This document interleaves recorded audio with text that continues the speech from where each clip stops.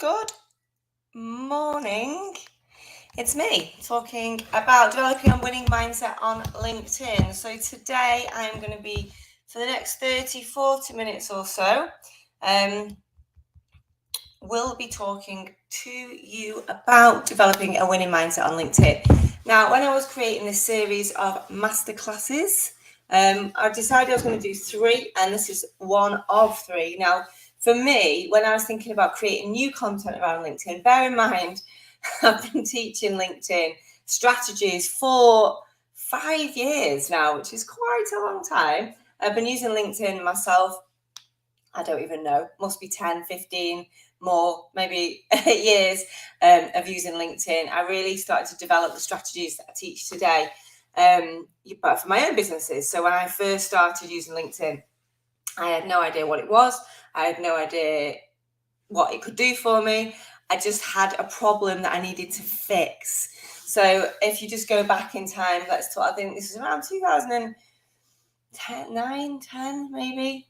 So I'm recently single, 2 small children under 5. I was a trained reflexologist who loved social media, and I was around 90 grand in personal debt. My uncle had to buy my house so I wouldn't get it repossessed. And I was looking for an answer to my huge problem, which was I can't feed my children. I caveat that with, of course, my brilliant, beautiful, amazing family were never going to let me see me starve or be homeless, which puts me in a very privileged position. But as a 30-odd-year-old mother of 2, having my card rejected multiple times in the shop, having to add up food as I was going round and occasionally getting it wrong, maths isn't my strong point, and having to put food back, and just not being able to afford nice things for myself, for my children, not being able to get my hair cut, not being able to get my nails done, not being able to buy things for the kids, a lot of secondhand stuff, not being able to pay for them to do things I would like them to do. Days out were quite often a walk. Let's go to the park. Let's have a picnic. And I'm sure a lot of people will relate to that. I'm sure I wasn't the only one. Post-financial crash, he was really struggling. But when it came to LinkedIn, I really genuinely knew nothing about it. And you might be watching this not knowing anything about LinkedIn either. So this masterclass series will be streamed live in multiple places. So it's going to Facebook, my personal Facebook wall, Facebook group that I own. It's going on YouTube. It's going onto LinkedIn. So if you're watching this on YouTube or you're watching this on Facebook thinking, I don't know anything about LinkedIn, then I hear you. And that was exactly me. All I knew was that I had a problem that I needed to fix. I needed to make some money. I couldn't continue swapping my time for money doing reflexology because I had to be out of the home. I had to be people around. I wasn't able to go out in the evenings like I used to. So I had this kind of challenge of I needed to make some money online. And I just didn't know where to start. I also had quite severe mental health challenges. I mean, I was very poorly when I was a teenager. I was in the Priory. But I personally had the mindset of very low confidence, a lot of fear and anxiety, both in real life and about my situation, and just wasn't in that kind of confident, go-getting, let's go and create a business mindset. I was very much in the fearful scarcity, what the hell am I going to do to survive mindset. And LinkedIn saved me. And LinkedIn really did save me. And I went to LinkedIn without really any preconceptions. So again, we're 10 years on from this story, or 12, 13 years on from this story now. And I'm sure a lot of you, particularly if you follow me, will have heard me talk about LinkedIn. You'll have seen me talk about success on LinkedIn. So maybe it's not such a mystery, but for me then, it was a complete mystery. But I knew I couldn't do a lot of the things that you would normally do to go get business 15 years ago, 13 years ago, which was go to something like a networking event, for example. I knew that I loved social media and I wanted to do it for other people because I'd done it for my own business, my ex-husband's business as well. And I'd really seen the power of it. Again, we're talking about the olden days of social media where you could post on Facebook and get people to come knocking on your door, right, without paying to play. And I knew that I could do it for people remotely, which obviously would tick a massive box for me. But I didn't know how to get clients and to go to something like networking when I had 2 small children who obviously needed to be up and out to nursery and preschool. So logistically, a lot of the times didn't work for me. Didn't have any money. So again, to pay £15 to go to an event, sort of out the question. We didn't really have online free networking in those days. And I didn't really have the confidence to go and stand up and talk in front of people. So for me, it was really, when I looked at this LinkedIn, I thought, well, my potential clients are in there because it seems to be a lot of business people and people who've got good jobs. And I don't have to go anywhere. I don't have to pay anything. I don't have to talk to anyone. So a lot of my LinkedIn sort of strategies came from that. I didn't want to have to send lots of messages and ask people to buy from me because I was terrified of the rejection. So instead I thought, how can I use this platform to get people coming to me? Because I'd done that quite successfully on Facebook and Twitter. And I sort of had this concept of, right, if you are really clear on what you do and how you help people, and you put yourself out there consistently, which is what I did for my other businesses, and you grow your audience. So like, for example, on Twitter, it was like following people, and Facebook, it was asking to be friends with people, and LinkedIn's no different. It's just asking to connect with people. So I grow my audience and I show people what I can do, and I'm really clear on who it is that I want to work with, then surely this is going to work the same.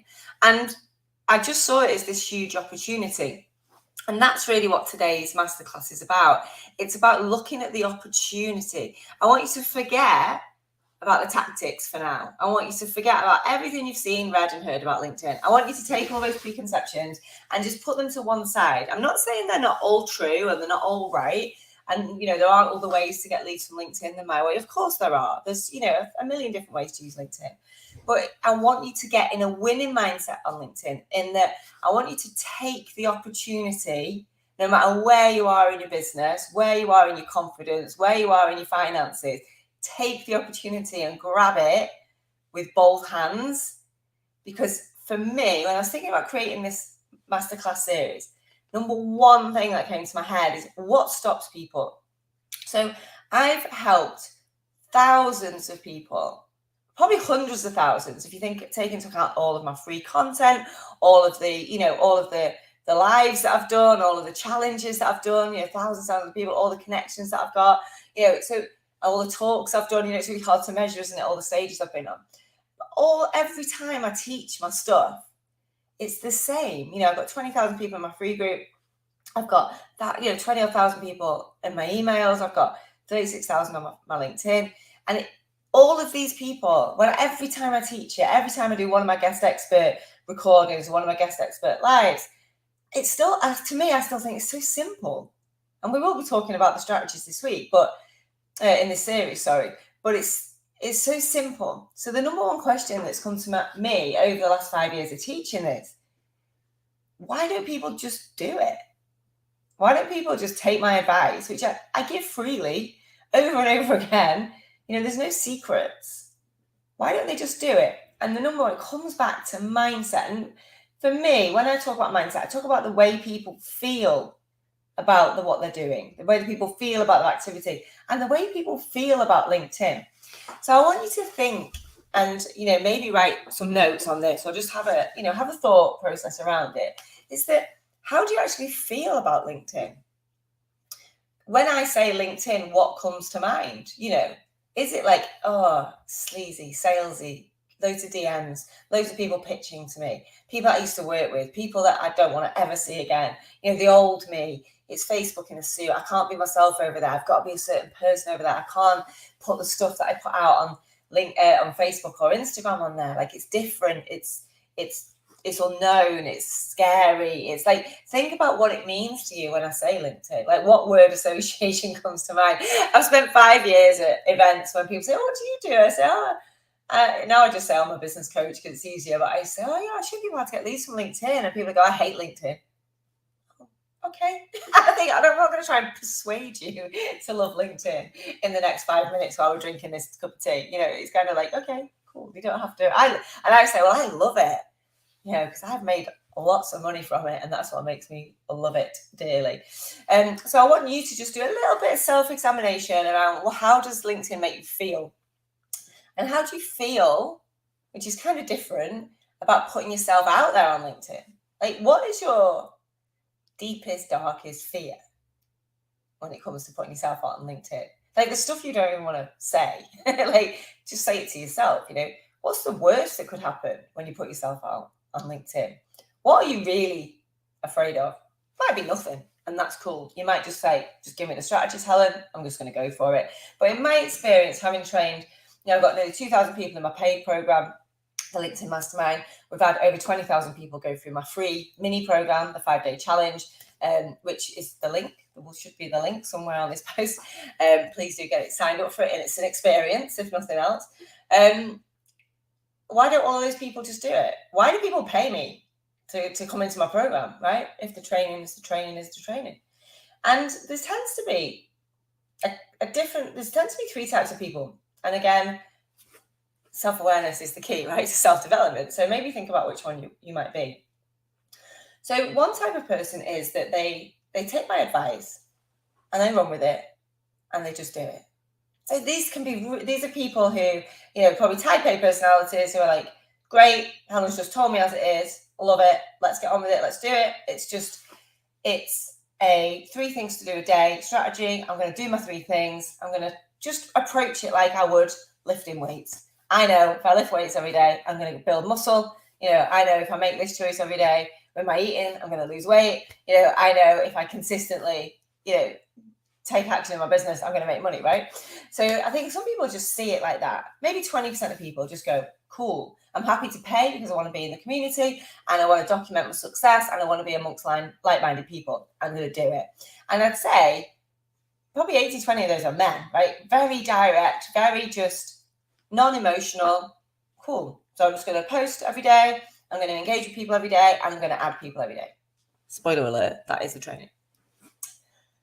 Cool. They just get on with it and do it. And they get great results. And they do it. And this is the thing about mindset, is they do it without any expectation on return on that time investment immediately. Because I think that is kind of what can stop people, is that they do all the things and nothing happens immediately, which is normal, right? Like anything. If you lift the weights for a day, nothing happens. You lift the weights for a year, something happens, yeah? You don't eat the chocolate for a day, nothing happens. You don't eat the chocolate for a year, something happens, yeah? It's just cause and effect. You don't get that immediate gratification with many things worth having, right? Let's be honest, If it's an instant quick fix, everyone would do it and it wouldn't be something that's rewarding. So it's the same with LinkedIn. If you post on LinkedIn, nothing happens. You add people on LinkedIn, nothing happens, really. You don't get comments, you don't get likes, you don't get engagements. Why would you? Why should you? You don't make money straight away. Sometimes you do, actually. Sometimes it works really well, really quickly. But that's often luck rather than judgment, right? So it's doing the things without the expectation. I'd say that is the winning mindset to have on LinkedIn, actually. It's to do the things without expectation of a result right now. Of course, if you do the things for a year and nothing's happening, then we look at it, right? Or even 6 months or 3 months. But doing the things without expectation in return is the real key to making this work. And I would say most marketing, really, most social media marketing. So the other type of people are the 20% who buy the thing from me. So they take my advice, whether they get it for free or whether they invest in the program, and just don't do the things. And it's frustrating. And, we've sold over nearly 2.5, 2.3 or whatever million pounds worth of LinkedIn training, right? So we know that people invest in it. And the reason why people invest in it is because it works, right? If you do the work. But 20% of people buy it and do nothing with it. And some of them will just come to me and say, I bought your thing. I didn't do anything with it. My bad. I just can't do it. Whatever. I'm just choosing not to do it. Other people kind of don't do the thing, but there's a way that you can improve that mindset. And the way to improve that mindset is to not beat yourself up, right? I am not 100% consistent on LinkedIn every day. Like, it's just like most bodybuilders aren't 100% consistent every day. Most size 8 people probably aren't 100% consistent every day. But they are probably 80 to 90. We're going into 80-20 rules featuring in this masterclass, right? So if you find yourself, as we call it, off the bus, so you invest in the program, you invest in my program, you do the challenge, you do it for a bit, you don't get results, you stop doing it, or you can't even get yourself into the mindset of even doing it, it's something, then it's time to actually become self-aware. And even if you know what to do, and people only ever fail on the basics, if you're not doing the basics, why not? And this has really been the question that's kept me awake for the last 5 years. It's why don't people do it? And I think it's about the way that people feel in their hearts and minds. So the thought that's going through their heads and the feelings that they're feeling is that they allow that to stop them taking the action. And I do believe that you can overcome that. I do believe you can overcome that. I use this analogy so we're running a VIP accelerator inside my paid program at the moment. So it's like an extra thing that people have joined. There's 12 of us in there. It's really cool. Because these people put their hands up and said, I want to really go for this. I want to be really consistent. I want to accelerate my results. Some people who have fallen off the bus, some people who are new to it, like, no, I really want to smash it. And what I said to them is using the gym analogy, the gym doesn't care how you feel when you walk in the door. As long as you walk in the door and pick the weights up and put them down, it still works. So you have to overcome how you feel and your negative thoughts about taking action rather than just stop doing the thing. You have to make a choice. Am I going to let the way I feel stop me taking the action, which is going to get me the result? And it's almost like, that's what I said to my VIPs, I don't care how you feel. I care that you've done the action. I do care how they feel, obviously. I love them dearly. But, LinkedIn doesn't care how you feel. Your audience doesn't care how you feel. Your results don't care how you feel. Only you care. It's an internal thing that's happening with you. So if you make it a non-negotiable and you look at it as a long-term play, you can absolutely transform yourself from somebody who buys something and doesn't do anything with it, or learns something and doesn't do anything with it, to somebody who's an outrageous executor of knowledge by simply doing the thing. And it's simple, but it's not easy. You've got to overcome all of your internal stuff. You've got to have that internal battle every day until it stops becoming a battle and it just becomes second nature, and it will. So you do have to dig deep, and you do have to build resilience to develop a winning mindset on LinkedIn. It's just part of it. If it doesn't come naturally to you to just do the thing, no matter how you feel, you're going to have to become a person who can overcome your own stuff in your own head. It's like anything. And it will get easier, and it does get easier, just like the nutrition, just like the weights, just like anything, like running, for example. Like, that's such a great example, when you do Couch 5K, which I've done and I'm going to do again because I've fallen off the wagon of consistency. You literally go from being unable to run for a minute to be able to run for 30 minutes. And it's just by doing the thing, taking the action, one foot step of the other, despite what's going on in your heart and mind, because it's not your body. Your body is capable of running for 30 minutes, and you can see that at the end of the Couch to 5K program, right? Because there's the evidence, but you haven't got the evidence in the beginning. So you have to just do the thing anyway, despite it. And if anyone who's a runner will know, it's as much an internal battle as it is a physical battle. So it's an analogy that I like to use because it's so similar. You run for a minute, you can't suddenly run 5K, but you run for 2 minutes and then 3 minutes, and however the program, I can't remember how exactly it works, but I remember it jumps from something like 8 minutes to 20, and it feels huge. And it's the same with not posting on LinkedIn to posting on LinkedIn. It feels huge until it's not. And then there's everybody in the middle. So in the middle of all of the types of people that I've helped overcome their own kind of hesitations when it comes to LinkedIn, there's everybody in the middle where life gets in the way, or they're just not sure what to post, or they just get bored with it. That's okay too, right? We're all just people having a human experience, right? However, you can become somebody who gets amazing results on LinkedIn by just a bit of tough love with yourself. We're going to do these things. and we're going to make sure we do the 3 things a day, and we're going to trust in the process, and we're going to get the results. And you absolutely will get the results. When I say my strategies work, when you do the work, I mean that, and I can say it with confidence because I have the evidence of thousands and thousands of people who have done that internal battle, have dug deep, done the work. And when I talk about the work, I want to talk about what it actually is.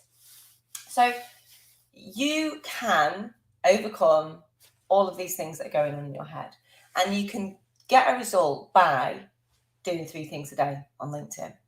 So, well, number 1 is you've got to have your profile set up so it talks to your ideal client, and obviously we can help you with that. And in the 5-day challenge, which is completely free, we'll help you get your headline right, because that's the most important bit. Profile we do during the program, only because we haven't got time in 5 days. If you've done the 5-day challenge, let us know in the comments. But yeah, it's a lot, right? We don't have time to do profile, but we do headline, because that's the bit that follows you around everywhere, and that's the bit we want to get people to click on to come and see who you are and how you help people, what challenges you help people overcome, how much you charge, and how people can buy from you, right? Then it becomes, let's do the 3 things a day, right? So the 3 things a day, posting, well, 3 things to do in the order that I normally talk about them, just for the sake of people who've seen all my stuff thinking this is new information. It's not. So the number 1 thing we do every day is we ask people to connect with us. So we ask people to connect with us so we grow our audience. That's it. And this is what I talk about mindset. We don't get emotionally involved in whether people say yes or no, whether they demand to know how we know them, whether they ignore us, whether they block us. Like, that's on them.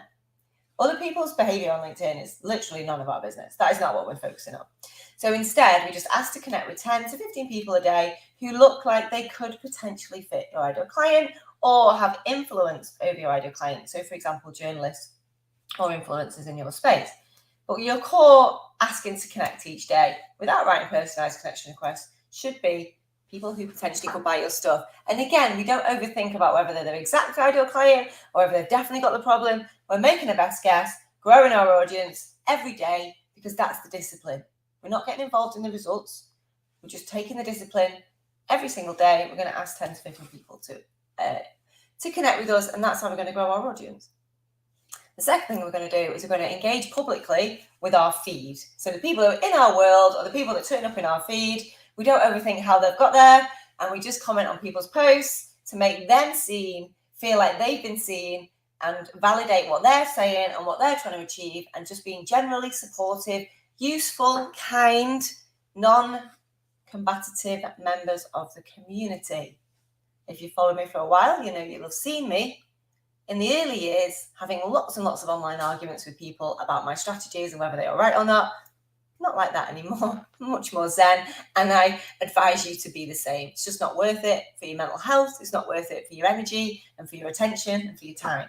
So what we do instead is we comment on the people's stuff that we see in our feed, just letting them know we've seen their stuff and we are supporting what they're doing. Unless you obviously see their stuff, hate it, and don't support it. At that point, why are you connected? Unfollow them. But anyway, that's for another day. And then the third thing of today is we do each day is we post. We put ourselves out there on LinkedIn. Now, there's an urban myth that I force people to post 4 times a day, and I absolutely do not.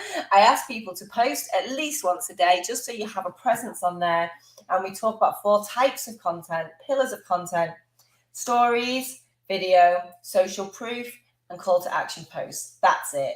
So if you want to post once a day or once a week, it's up to you. I recommend you post at least once a day so that more people see who you are, what you do, and how they can buy from you. If it sounds simple, it's because it is. And that's it. This is what I'm saying about the training. But when I say those things, like, I want to know from you, like, how does that make you feel? And how does it make you want to, like, not take action? Yeah, that's where the magic happens, is in the self-assessment of who you are as a person. Now, Paul and I really need to create a scorecard on this, right? What type of LinkedIn resistor are you, right? Because for me, everybody has their own resistance, and the answer to overcoming the resistance is to do the thing. And I know people have different personality types, different businesses, different emotions, and that's fine. I'm there for it all, but you have to become self-aware so that you can overcome that. And sometimes it is just white knuckling it through. I've done so many things. If someone's going to ask me, and they do on the many, many podcasts I've been on, what would you say is the secret to your success? And I used to say showing up even when you don't feel like it, especially when you don't feel like it. And that is definitely the truth. But actually, I think the secret to my success is putting myself through immense amount of pain internally to do things that make me incredibly uncomfortable in the early days. And now people say, oh, you're so confident, you don't care what people say or think. I do, but I have that air, I absolutely do. I hate it when people unsubscribe from my stuff, right? I'm a hot mess emotionally still. But like in the early days, I was constantly and continually and outrageously out of my comfort zone. And I was so self-aware, but I just did the things anyway. I made a decision that I was in that car when I was talking about before I started this masterclass. I talked about being I was sat in the car outside the shop when I realized I needed to do something about my life. And I made an outrageous commitment to myself that I was never going to be in a situation where I couldn't afford to buy food again. And I made a decision to do whatever it took that was legal, obviously. And I knew that as long as I was happy being incredibly uncomfortable, and this is coming from me, who's got, had mental health issues all my life, I'm still, I'm still very fearful of lots of things, like the underground, for example, so it's not like I suddenly became this butterfly of confidence, but I made a decision that I was never going to be poor again, no matter what it took. And if that meant being very, very uncomfortable, being consistent, doing it when I didn't feel like it, putting myself out there, even when people were giving me grief, even when people were telling me I was posting too much and I'm too much of this and too much of that. And, people hating on me and blocking me and talking about me. And it's like, it's kind of like, it's horrible at times, but I just made that decision. And I really want you listening now to make a decision. Am I going to do my 3 things to do on LinkedIn? Am I going to take the opportunity with both hands, like Helen asked me, or not? And if you're not, that is fine. I am not. I've helped thousands, hundreds of thousands of people get better at LinkedIn. My job is kind of done, right? I've sold millions of pounds worth of this training product. My job is kind of done, right? My job now is just to help people grab the opportunity that LinkedIn has and still has and continues to have, and I believe will always continue to have, which is it's completely free. You don't need premium. You can get it if you want it. You don't need it. It's very, very simple to make work, like I've explained today, like in the 3-minute segment when I talked about the 3 things to do a day, right? The opportunity is unparalleled to have a headline and profile that's this long, that really talks to your ideal client, that has embedded featured posts and videos and referrals that people can click on and make sure that they are legit, and a really long piece of copy where you can convert somebody into complete stranger, into browser, into asking to connect with you. It's got all of those functionalities, be able to put out great content, be able to write longer articles, be able to link out to other platforms and to other content that you create. It's on your phone.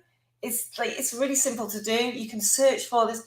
I don't know, I think about 850 million people on there, all searchable by their names, by their job titles, by the area that you live in. It's such a great opportunity. If you've got a small local business that relies on footfall, it is incredible to build up a small local audience of 30,000 people. It's unparalleled. If you're selling B2B, where you want to speak to the highest, most senior people in the land, CEOs are on LinkedIn, and they quite often manage their own LinkedIn as well. So it's a really strong way to engage with them and get in contact with them. You can speak to journalists, to celebrities, to people who influence thousands, millions of your ideal clients, and get amazing opportunities for speaking, for being on telly and in the media. I could bang on about this all day. I'm not going to, but I want you to get in the mindset of this is a great opportunity. Forget what I thought about LinkedIn. I'm going to trust Helen on this one, that I can use LinkedIn to generate loads of inbound inquiries for my business without sending any DMs, without being out on there for hours on a day, without worrying about what people might do, say, and think, without focusing on my likes, comments, and engagements, because it's just not that kind of platform. Having a really clear way to see it's working by having the profile views there for me to see clocking up, which is great. Means more people are viewing that landing page. And I'm just going to throw myself into it, no matter how it makes me feel. That's how you get a winning mindset on LinkedIn. I could talk about it all day, but I'm not going to. But I do hope you've got something out of this. I really want to know what your top takeaway is. Please post about it. Please share this for me. The more people I can reach, the more people I can help get into the mindset of using LinkedIn. And once that's really the key to unlocking this stuff, I'll be back with Masterclass 2 and 3, and there'll be more about strategies and tactics and how to convert your LinkedIn activity into cash in your bank. Because I don't know about your mortgage company, but mine will not take LinkedIn likes to pay my mortgage. So there's going to be much more practical commercial advice. But this is the most important one in the series, which is why I went first. And I'm hoping you've taken something away from this. And I hope you've done some self-reflection about where you're at and where you want to go and how you can really take those steps to do this. And I'm cheering you on every step of the way. Please post about it. Tag me in it. I really love to see that you've got something from it. Message me. Join the challenge. Come and have fun. Live with Wine every night from the 7th of November. I will see you then. I'll see you for Masterclass 2.